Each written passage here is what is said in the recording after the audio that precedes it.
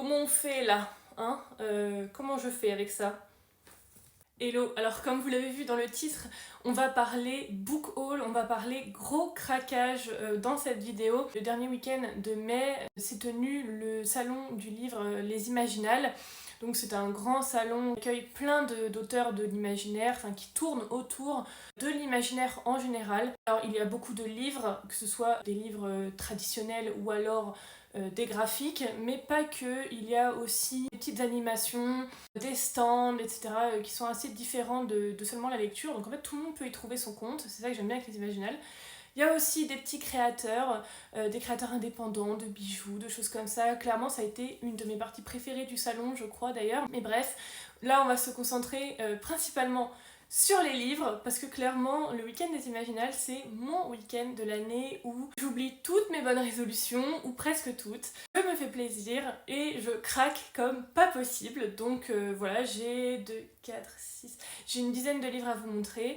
C'est un joli butin pour moi, c'est même beaucoup, mais franchement, contrairement aux autres années, là j'ai l'impression d'avoir craqué assez raisonnablement, c'est-à-dire en accord avec mes résolutions, aussi avec mes principes. J'essaie de craquer pour des livres d'auteurs et d'autrices français ou francophones plutôt, pour des maisons en lesquelles j'ai pris confiance, des maisons avec lesquelles je sais que je peux acheter, dépenser mon argent sans avoir de problème de conscience. Il y a aussi de l'auto-édité, enfin vraiment je suis très contente de mon petit butin de cette année et j'ai hâte de vous le montrer. Alors j'avais en visu 2 maisons d'édition, principalement 2 maisons où je savais que les stands allaient être très très beaux et allaient me faire très envie. C'est Plume Blanche et Mnemos. Plume Blanche parce que je trouve que leurs livres brochés, ils sont à 20€, peut-être un petit peu plus pour certains, en tout cas c'est autour de 20€. Et je trouve qu'on en a vraiment pour notre argent. On va en reparler après quand je vais mentionner la saga, etc. Mais voilà, je savais que je voulais aller à Plume Blanche. Et l'autre maison, Mnemos, parce que je sais qu'ils font de très beaux textes. Je n'ai que de bons retours sur les textes de leur maison. Les auteurs que j'ai rencontrés étaient vraiment très chaleureux, très sympathiques. Ça donnait vraiment envie, en tout cas, de soutenir leur travail. Et les livres sont très beaux. Enfin voilà, j'ai l'impression pareil d'en avoir pour mon argent. Donc c'est les 2 maisons que je visais. Mais avant ça, je vais vous parler de l'anthologie des Imaginales de cette année. Tous les ans, au moment des Imaginales, un groupe d'auteurs se réunit autour d'un thème commun et propose un petit recueil de nouvelles qui est mis en vente à cette occasion. Et là, je suis tombée donc sur le recueil de cette année qui est Memento Mori. Le livre est assez petit par rapport à la taille de ma main. Bon, j'ai des grandes mains, mais il est assez petit. Et donc vous avez tous les auteurs qui ont participé. C'est un recueil autour du thème de la mort, si je ne me trompe pas. La préface est écrite par le directeur artistique des Imaginales. Il me semble que c'est aussi lui qui a convié les auteurs, etc. Et c'est publié au Diable Vert.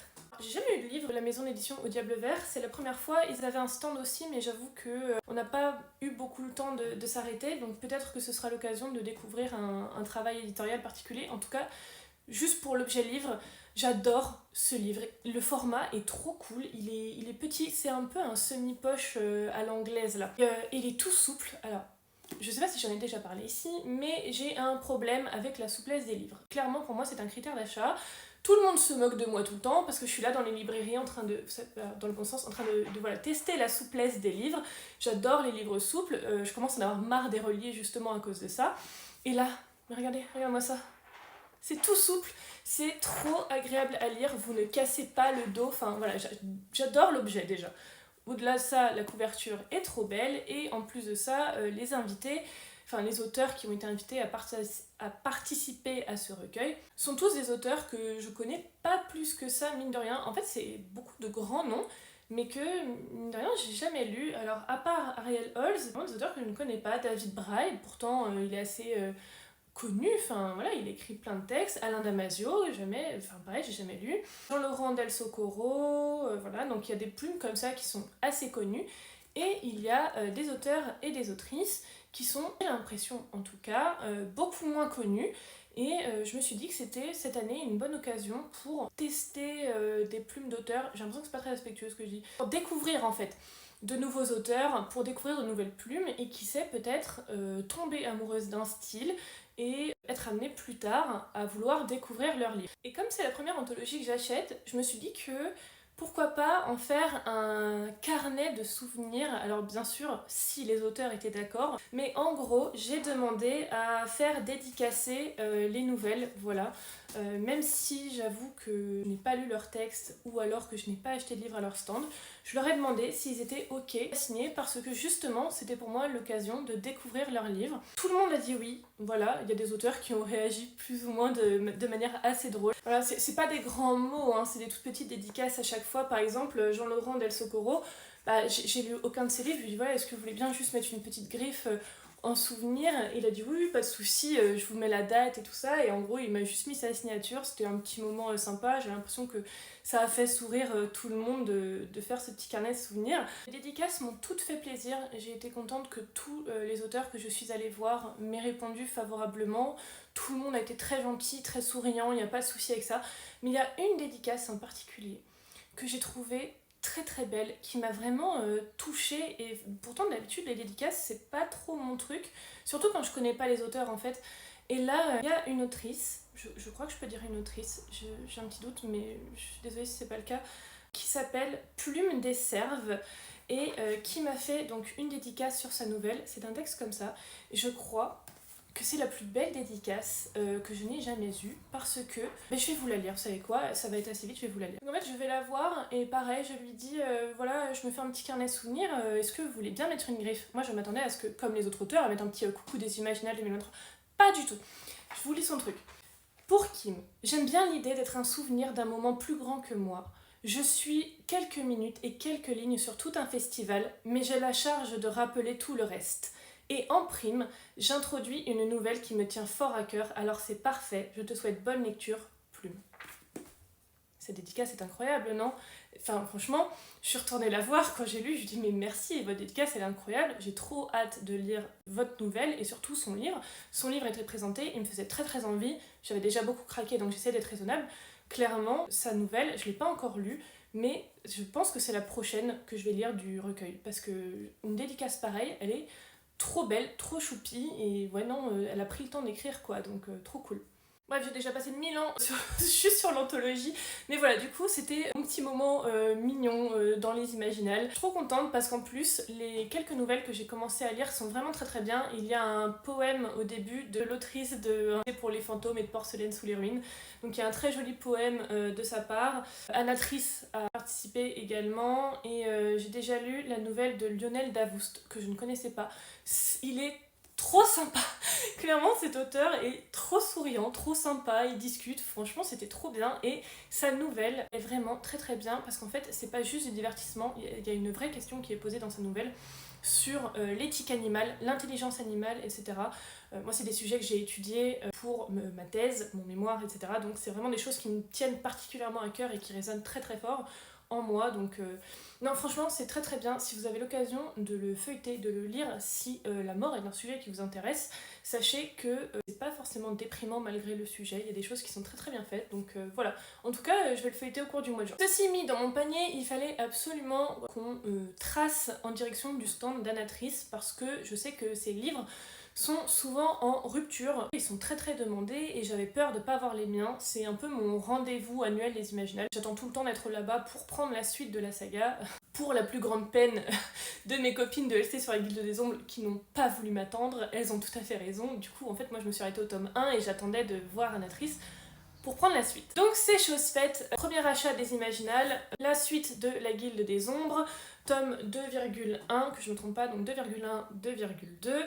Bien sûr, comme le veut la tradition, j'ai ma petite griffe de la part d'Annatrice, qui est beaucoup trop drôle. Puis en plus, parler du comportement toxique des personnages de son livre, parce que moi c'est quelque chose que je voulais absolument éclaircir avec elle, voir si j'avais bien compris ses intentions, parce que mine de rien je recommande beaucoup la Guilde des Ombres, je recommande en fonction de mon ressenti, mais je voulais être sûre qu'avec Annatrice on était sur la même longueur d'onde et que j'avais vraiment compris son but. Me voilà rassurée, c'est clairement ça, son but est bel et bien de dénoncer ce type de comportement, et bel et bien de se mettre à la place d'un personnage jeune qui subit l'influence et les déviances d'un mentor plus âgé qui du coup joue de cette espèce de notoriété, de cette influence qu'il peut avoir sur elle. Bref, on est bon, C'est une bonne saga, vous pouvez y aller, malgré la toxicité des personnages, le but est louable, on peut y aller. Donc voilà, je suis très très contente d'avoir la suite, les livres sont magnifiques. Et comme je disais un petit peu plus tôt dans la vidéo, je trouve qu'avec Plume Blanche, on en a pour votre argent. Vous n'imaginez pas à quel point là c'est lourd dans ma main.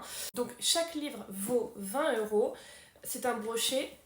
Regarde-moi ça, regarde-moi ça. Kiffé, voilà, kiffé comme moi. On est à peu près sur 600 pages, donc le tome 2, 1200 pages, hein, pour 40 € et je trouve que le livre est très beau. Vous voyez, c'est pas si petit dedans. Je trouve qu'on a vraiment du contenu. En plus, avec cette saga-là, on a vraiment un world building travaillé, beaucoup de détails, on a vraiment beaucoup de choses. Donc clairement, je trouve que c'est vraiment un beau modèle de rentabilité. Enfin voilà, c'est top. J'adore cette saga, je ne peux que vous la recommander. Attention, moult trigger warning, si vous n'avez pas 18 ans, ne lisez pas ça, ce n'est pas pour vous. Et mine de rien, c'est tout ce que j'ai pris. Chez Plume Blanche, finalement, leur stand, c'est pas qu'il me faisait pas envie, mais j'ai repensé à toute cette partie-là de ma bibliothèque, avec du coup les Plumes Blanches que je n'ai pas lues. Et donc je me suis auto-punie. Voilà, j'avais dit en plus, en février, Kim, tu te concentres sur les livres que tu as achetés aux Imaginales de l'année dernière pour pouvoir acheter les suites ou pour pouvoir recraquer, etc. Et ben voilà, j'étais une mauvaise élève, je ne l'ai pas fait, je n'ai pas lu mes tomes 1 de chez Plume Blanche, et ben puni, tu vas pas au stand. Mais bon, la punition n'a pas duré longtemps, puisqu'après je suis allée chez Mnemos, et là, bah, c'est le drame. Alors, chez Mnemos, j'ai pris 3 livres. Le premier, je pense que si vous traînez sur Instagram, vous l'avez peut-être déjà beaucoup vu passer.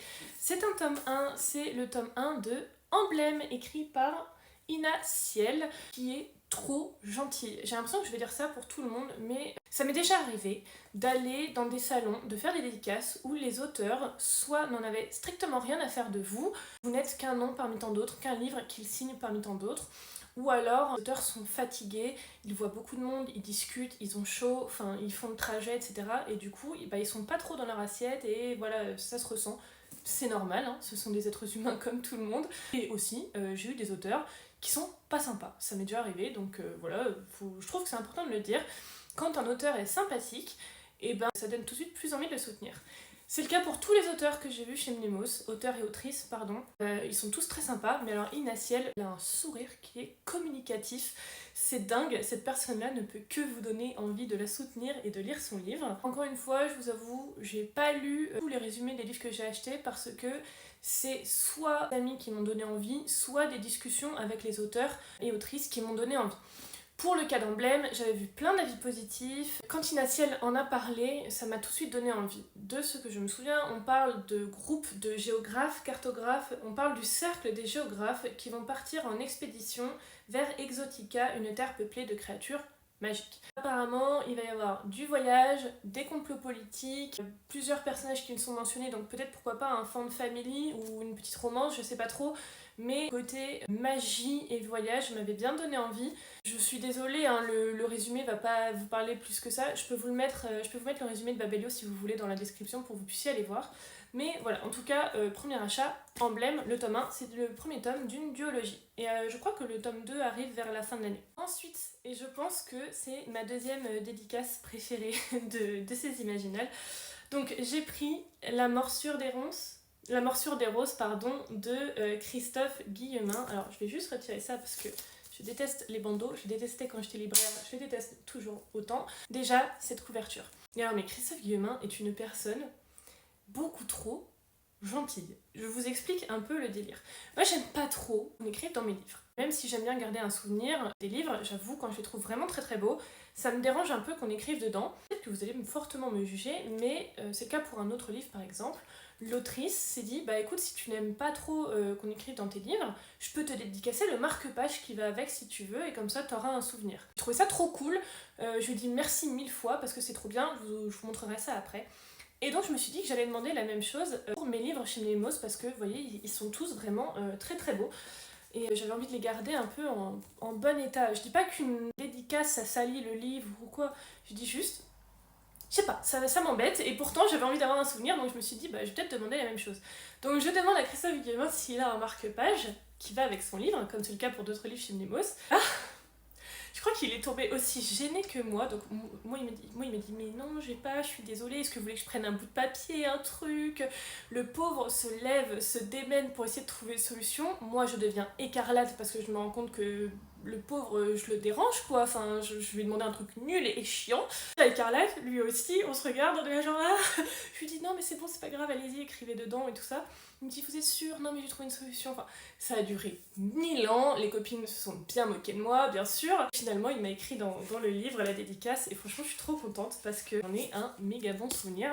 Donc, mon livre n'est pas du tout souillé, hein. Enfin, franchement, qu'est-ce qui m'a pris de demander ça? Je sais pas, écoutez, je sais pas.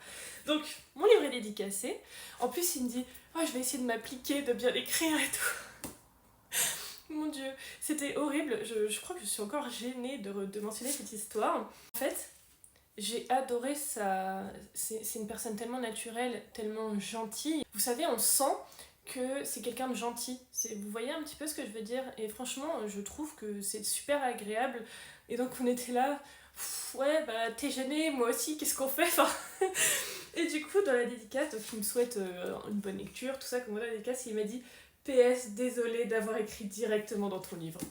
Si ça, c'est pas un souvenir de dédicace, franchement, j'ai qu'une envie là, c'est de le lire. Il est dans ma palle pour juin. J'ai qu'une envie de le lire et de retourner dans un salon où il est là pour le remercier d'avoir écrit dans mon livre, parce que je suis sûre que ça va être bien, et de lui dire que voilà, c'était un super bon moment quoi.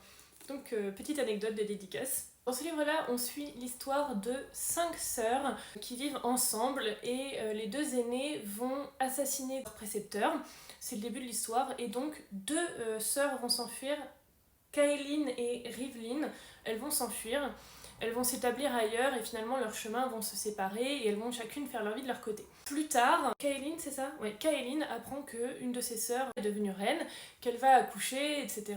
Et donc elle va revenir vers elle pour la mettre en garde contre ses aînés. C'est tout ce que je sais de l'histoire, encore une fois.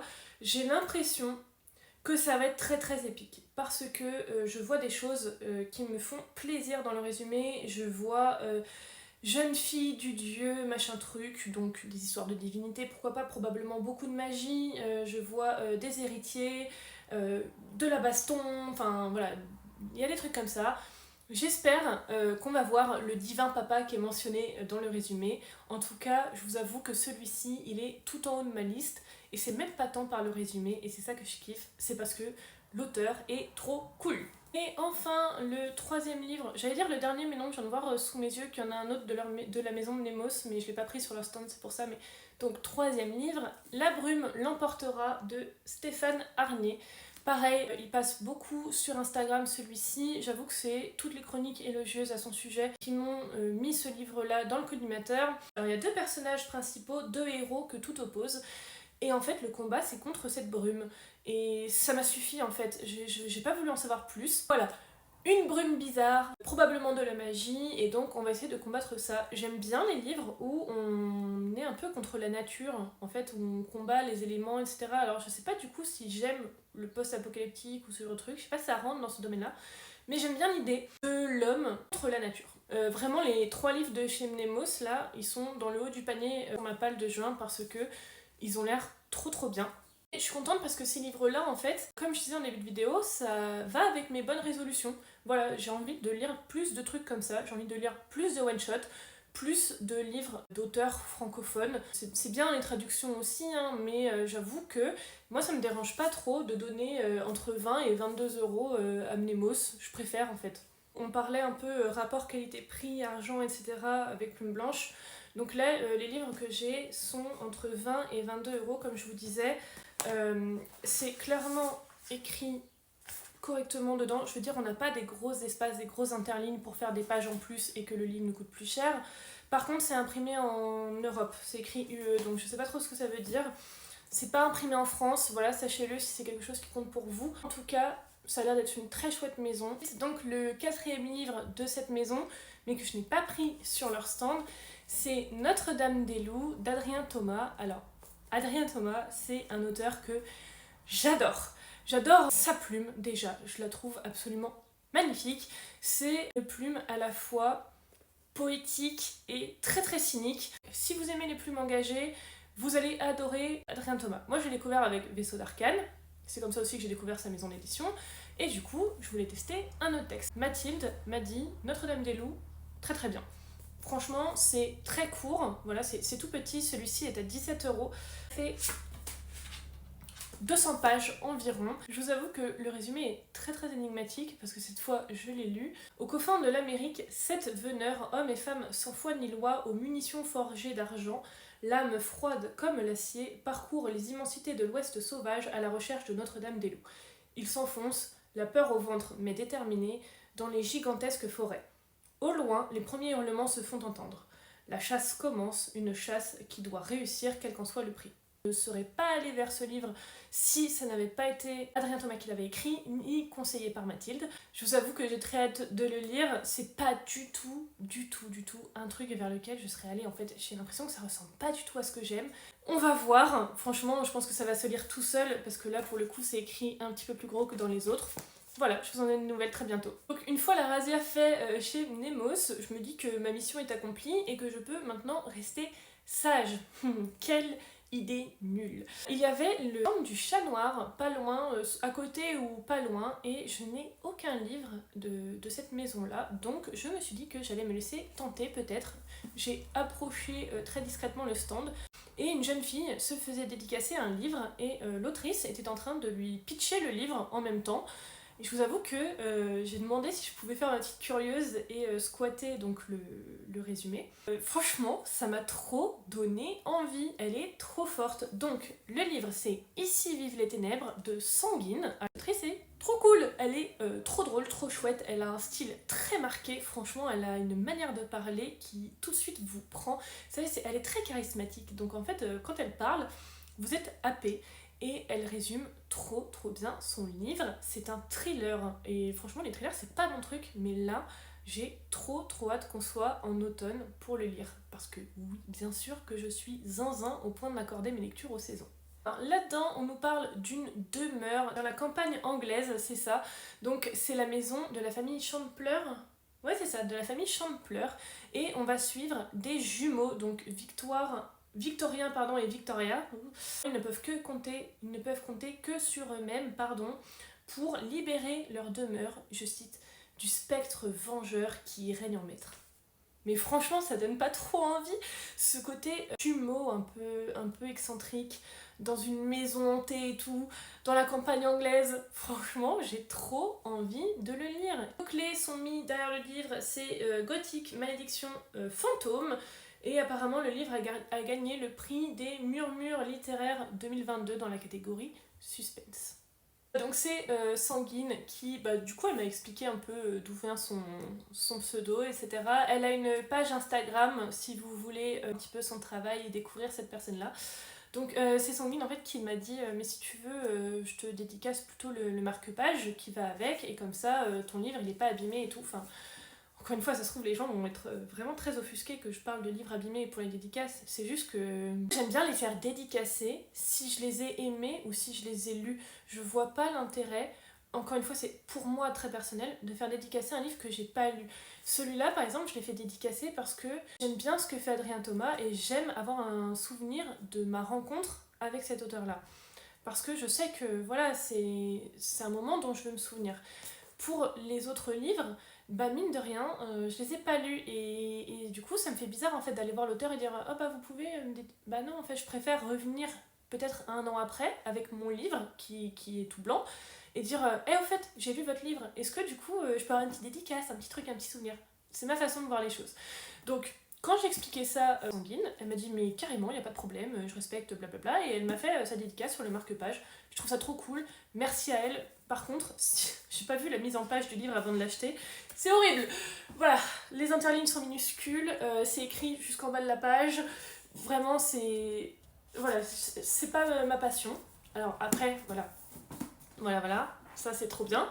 Mais par contre, vraiment, la mise en page, ça fait gros pavé quoi. Alors moi ça me dérange pas parce que j'ai vraiment hâte de lire le livre et qui me fait très envie. Mais je vous avoue que c'est particulier, je m'attendais pas à ça. Oh, c'est joli ça. C'est joli. Et voilà, en tout cas, premier livre des éditions du Chat Noir, je pense pas vous en reparler tout de suite parce que voilà, je vais attendre l'automne pour le lire.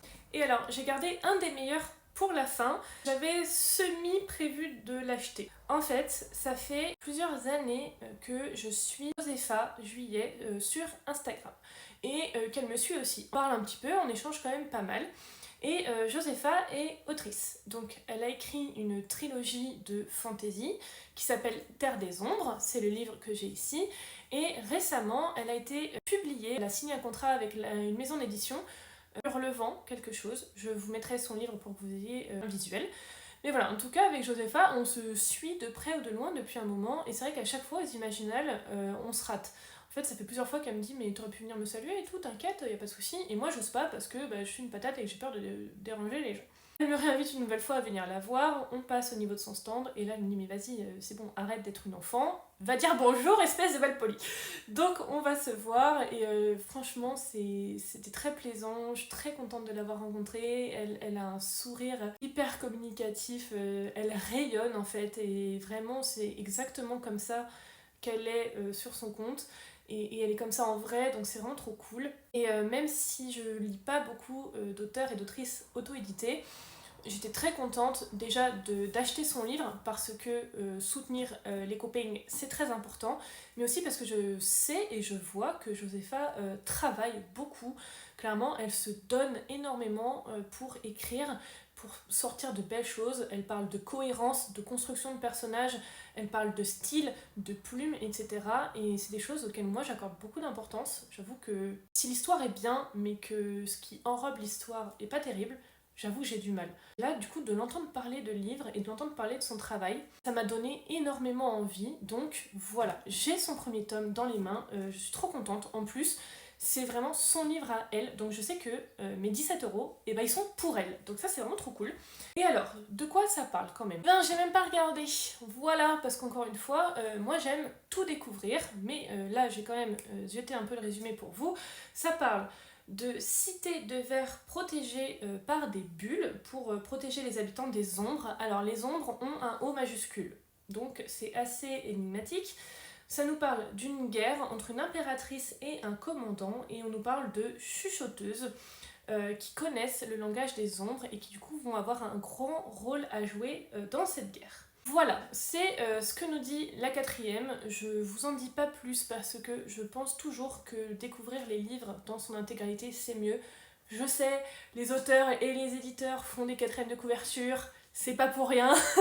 Mais voilà, c'est ma philosophie à moi. Bien sûr, je vous mets l'Instagram de Josepha dans la barre d'infos avec un lien vers son livre ou une publication pour que vous puissiez en apprendre plus sur son livre. En tout cas, je suis très contente de l'avoir. Il est gros hein, quand même, hein. C'est vraiment un gros livre. Il fait... Oh non, c'est moi qui suis une drama queen. Il fait 480 pages. Mais voilà, en tout cas, c'est un très beau livre. Franchement, c'est un bel objet. Je suis très contente. Et j'ai vraiment hâte parce que je suis sûre qu'il va être bien. Voilà, donc c'est tout pour mes achats livresques, en tout cas. Il y en a pas mal, je suis essoufflée de parler. Ensuite, il y avait des stands en dehors de la bulle. Donc en fait, les Imaginales, vous avez la bulle du livre, un truc comme ça, qui est une grande tente où il y a beaucoup de monde, où il fait très très chaud, où tous les auteurs qui sont invités sont réunis en fait. Donc c'est là où vous avez le stand de Corrigan, le stand Mnemos, le stand Plume Blanche. Vous avez des auteurs qui sont là en leur nom propre. Victor Dixon, Alexiane Delis, bref, vous avez plein de noms. Et comme c'est le cas par exemple pour Josepha, vous avez des personnes qui sont à l'extérieur de la bulle du livre, qui payent un emplacement en fait et qui peuvent proposer leur travail. Josepha et d'autres amis proposaient des livres. Par exemple, vous avez les 3 Nornes, pareil, qui proposent leurs ouvrages en tant que maison d'édition indépendante. Mais vous avez aussi des créateurs et créatrices de bijoux, de fan art, qui font du dessin, de la peinture, de l'aquarelle, des vêtements, enfin voilà, vous avez vraiment plein de choses. Il y avait même un stand de café, voilà, ça c'était clairement un de mes meilleurs moments. J'ai pu prendre mon café du matin là-bas, c'était très bien. Mais bref, du coup, forcément, moi j'adore le fanservice. Vous le savez peut-être pas, mais je suis une excellente cliente du fanservice. J'adore ça. Plus on m'en vend, mieux j'aime.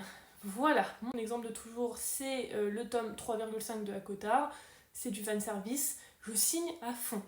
Certaines personnes vont comprendre le délire parce qu'elles sont comme moi, d'autres vont dire que je suis un pigeon, mais écoutez, si j'irais m'envoler dans un pays chaud un jour, voilà. Mais cela dit, du coup, j'ai acheté quelques petits trucs. Alors, je me suis clairement laissée influencer par mes amis parce que c'est pas le genre de truc pour lequel je craque et j'avoue que je suis plutôt team, je culpabilise très très vite. Mais j'ai pris quelques petites illustrations. Alors, là-dedans, j'ai des overlays de Force Wing et Akottar. Voilà, est-ce que j'en avais besoin? Non. Akottar, j'ai même pas les livres, donc pourquoi je prends des overlays? Allons savoir. Mais bon, au moment où je suis passée, la personne qui tenait le stand m'a dit oh mais regardez, c'est Azriel, blablabla. Alors moi, le suricate, hein, quoi, où? Donc voilà. Je sais pas si on va bien les voir parce que mine de rien, les overlays c'est un peu transparent, on voit un peu. Donc là, c'est le cercle, enfin The Inner Circle là. Donc vous avez toute la Mifa, Amren, Morrigan, les deux loustiques. Cassian, qu'est-ce que c'est que cette tronche qu'il a, Cassian d'ailleurs? Mais bref. Et Az. Bien sûr, le meilleur, donc voilà, donc Fer, Feira, enfin voilà, comme vous voulez, Rysand, Cassian, qui n'a pas la même tête sur cet overlay que l'autre, je comprends pas, l'autre ils l'ont clairement disrespect, mais bon voilà, Cassian, et bien sûr, le beau gosse, le meilleur de tous, Azriel, pareil, je trouve qu'ils l'ont disrespect, c'est pas mon fanart préféré, mais voilà, est-ce que j'avais besoin de ça? Non, hein, mais bon, ça allait, le prix était fort raisonnable. Du coup, j'ai pris les overlays de Force Wing, alors ils sont déjà mis dans le livre. Ouais, je sors ma jolie jaquette en avance. Voilà, je vous spoil la vidéo book haul d'anniversaire.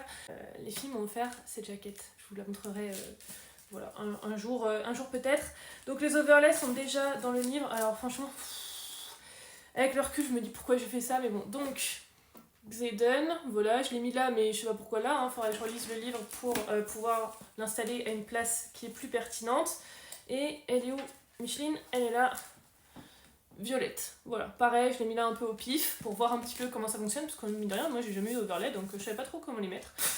Je sais même pas comment justifier cet achat, il n'y a aucune excuse. Je vais essayer de vous retrouver le nom de la boutique parce que je n'ai gardé que les enveloppes que j'ai massacrées. Et en fait sur les logos là, il n'y a pas de nom de boutique, donc je vais essayer de la retrouver et je vous la mettrai soit à l'écran, soit en barre d'infos. En tout cas, c'est dit que c'est une licence officielle. Donc voilà, je sais qu'ils ont une boutique Etsy. Mais comme moi, vous aimez le fanservice, sachez que leur boutique est très très belle. Même, au même endroit, il y avait aussi des prints. Je sais que Camille est repartie avec la carte de Akottar. Franchement, la carte était plutôt grande, le papier était très qualitatif, elle était très belle et elle était à 4 € ou un truc comme ça. Donc vous voyez, les prix sont pas déconnants. Clairement, j'ai vu des boutiques ici sur Force Wing où clairement là, ça vous prend pour de vrais pigeons. Là, je trouvais que ça allait. Donc moi, je suis repartie juste avec le print de Aeline. Je l'imaginais pas trop comme ça, je vous avoue. Mais bon, voilà. En tout cas, ça ira dans ma pièce là-haut que je décorerai un jour. Vous savez, la pièce vilaine là où je fais mes vidéos des fois quand j'ai pas le temps. Un dernier petit craquage un peu mignon. Je sais pas si c'est plus nécessaire que ça que je le montre, mais je le montre juste parce que la personne qui tient la boutique en vaut grave la peine. C'est une jeune fille qui fait des bijoux. Le nom de sa boutique, c'est le Baisoir Noir, je crois. Pareil, je vais vous mettre son nom quelque part, soit en barre d'infos, soit à l'écran. C'est une personne très gentille, vraiment très serviable, d'une patience sans borne. On était 4, on est resté je crois une demi-heure, un truc comme ça, avec elle, à regarder ses bijoux, à discuter. Elle peut vous faire plein de retouches si les bijoux ne vous conviennent pas. En fait, c'est des bijoux avec des petites pierres. Si la couleur de la pierre ne vous convient pas, bah voilà, elle change la pierre, elle vous rajoute des maillons, enfin voilà, elle est très très serviable, c'est très gentil. Des personnes vont me dire oui mais c'est la base du commerce. Oui mais bon, c'est sympa quand même quand ça arrive. Et alors, moi c'est vraiment pas ma cam ce genre de truc, mais je me suis prêtée au jeu, voilà, je vais essayer de la mettre dans le bon sens. J'ai pris une paire de boucles d'oreilles, je voulais prendre tout ce qu'il y avait sur la boutique. Fallait être raisonnable, j'avais déjà bien craqué sur des livres, donc j'ai pris juste une paire de boucles d'oreilles. Je vais faire mon influenceuse, attention, youp, est-ce qu'on voit à peu près? Oui, je suis désolée, je sais pas faire ça. Je tremble, vous voyez comme je tremble, je suis quelqu'un de très serein dans la vie. Donc voilà, c'est une petite rose avec une petite pierre. Et en fait, elle m'a dit mais si t'aimes pas le vert et tout, je te la change. Et je sais pas pourquoi, mais j'aime bien le vert. J'avais une paire de boucles d'oreilles vertes, je me suis dit vas-y. Puis en plus, ça faisait une demi-heure qu'on était là, donc clairement j'allais assez tranquille. Mais voilà, je trouve ça kiki. Et je suis très contente que mes sous aillent à une personne gentille comme ça et toute mignonne. Voilà. J'en peux plus, j'ai trop parlé, je n'en peux plus, il me faut de l'eau. C'est tout pour ce haul des Imaginales. Je suis aux anges, vraiment je suis absolument ravie. Tous les livres que j'ai achetés me font envie, j'ai envie de tout lire en même temps, du coup je n'arrive à rien commencer parce que j'ai envie de tout commencer en même temps. C'est bizarre, faut pas chercher à comprendre. Je sais que c'est arrivé à Lucie il y a pas si longtemps que ça, donc je me dis que ça va. Voilà, en tout cas, tous mes livres me font envie. Je suis très contente d'avoir pu à nouveau découvrir ce salon, d'avoir pu rencontrer des auteurs, des autrices, d'avoir pu rencontrer des copines. C'était super. Si vraiment vous hésitez à faire un salon, je vous invite très fortement à découvrir celui des Imaginales parce que le salon est gratuit. Il n'y a pas de conditions d'achat pour participer aux dédicaces. Je sais que dans certains salons ça se fait, avec certains auteurs ça se fait aussi, mais là vous n'avez pas de conditions d'achat. Vous pouvez venir avec vos propres livres, parler avec les auteurs, découvrir les personnes qui sont là. C'est vraiment super bien fait, il y a des bénévoles absolument géniaux qui encadrent le tout. Rebecca Yaros qui écrit Force Wing venait dédicacer. L'organisation a été incroyable, le temps d'attente aussi, enfin vraiment tout a été super bien géré. Vraiment celui-là, ça fait 4 ans que je le fais, peut-être 5, peut-être 3, entre 3 et 5 ans. Et vraiment, à chaque fois, c'est vraiment un vrai bonheur, c'est une vraie pause dans la vie de tous les jours. Épinal est une très très belle ville, les gens sont géniaux et en fait l'ambiance en général est vraiment très très chouette en fait. Tout le monde est super détente. En plus de ça, c'est principalement en plein air dans le parc d'Épinal, donc vraiment on peut respirer, il fait bon, etc. Moi, je vous invite fortement à découvrir ce salon si ça vous intéresse, il est très très sympa et en plus on y rencontre des gens cool. J'ai plus qu'à trouver une place pour ranger tout ça parce que c'est clairement la crise du logement. Voilà, je n'ai plus de place. Vous ne le voyez pas, mais sur le côté là-bas, il y a un mur et il y a des petites piles de livres comme ça qui ne rentrent plus. Voilà, c'est tout pour ce haul des Imaginales. J'espère que la vidéo vous a fait plaisir. J'espère que les titres ont piqué votre curiosité. N'hésitez pas à me dire si vous en avez lu certains. Encore une fois, je vous remercie très très fort de m'avoir écouté et vos retours en commentaire. Et je vous dis à très bientôt dans une prochaine vidéo. Des bisous!